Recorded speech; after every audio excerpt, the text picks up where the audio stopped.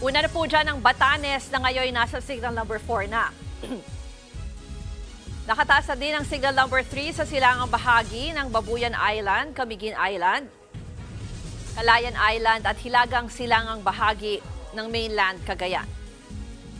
Signal number 2 naman sa nalalabing bahagi ng Babuyan Islands at mainland Cagayan, baging sa hilaga at silangang bahagi ng Isabela, Apayao, Kalinga, Hilaga at silangang bahagi ng Abra, Paracelis, Mountain Province at Ilocos Norte.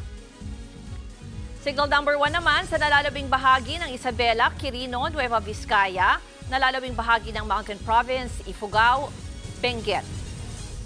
Pati na rin sa nalalabing bahagi ng Abra, Ilocos Sur, La Union at Pangasinan.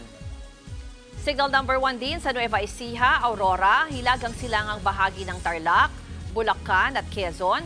Gayon din sa Polillo Islands, Camarines Norte, hilagang bahagi ng Camarines Sur at hilagang silangang bahagi ng Catanduanes. Mga kapatid, ako po si Ruth Cabal. Maging maalam at may pakialam sa mga may init at rumaratsyadang balita sa Frontline Express.